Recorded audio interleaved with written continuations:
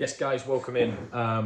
Welcome back to the channel. Hoping you can hear me okay. I've taken my mic off for this one today, just so it can have a good recharge, and we're back in. But we're going to be talking today about self-belief in football and how we look to build it to give you the best chance of performing and being at your best for your matches as well.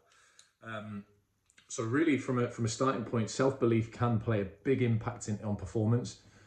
In order for us to have good self-belief, we need to make sure that our self-efficacy is high as well, which, if you think of self-belief as a battery, that self-efficacy is what sort of keeps your battery topped up. So your self-belief can keep in those sort of good levels, and you're able to perform. And I think one of the big keys with this is, and we'll talk about it in later videos, that you can feel at your best level possible by not getting too high and too sort of above yourself when you have a good game, but then on the flip side as well, when you're not, things aren't going well in the pitch, in game, or if you've had a bad game, that you're not getting too low as well, that you know that your level's good, and you know what you're capable of, but then also being able to use that barometer of you know where you've been playing and where you're at, and what you're capable of as well from your previous experiences. So how can we look to build that self-efficacy and eventually self-belief? Of course, in play, in general, we can feel it match to match, moment to moment. The bits of feedback that we get in game and after games as well. But one good technique that we're going to focus on today is a visualization exercise that you can use before matches for 5-6 minutes. By just taking yourself into a quiet space and then being able to focus. So, like I say, you will come into an area where you've got no distractions, so on and so forth.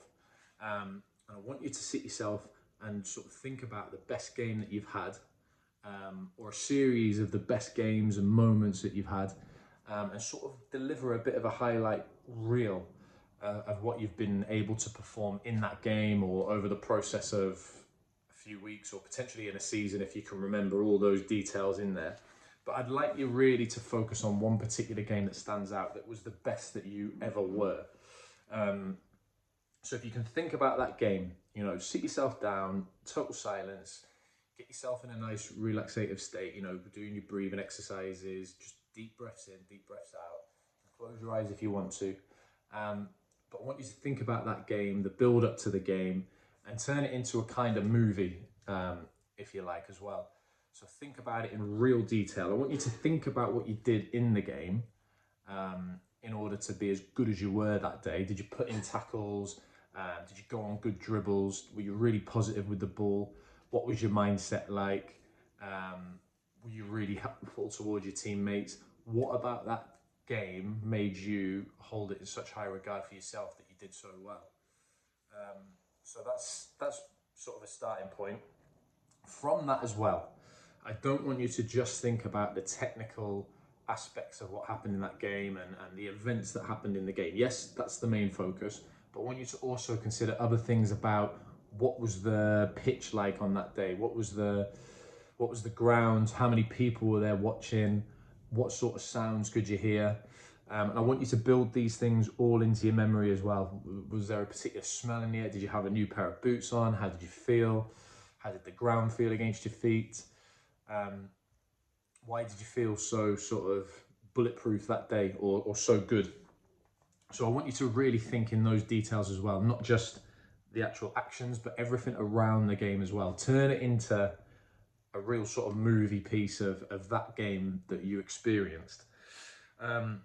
And then following on from that as well, go through the game from your point of view, go over it, the highlight reel, think about those dribbles that you did, think about that splitting pass that you did, think about the recovery run and the big tackle that you did. Whatever it was that was excellent that game, go over it again and really blow it up into, make it amazing.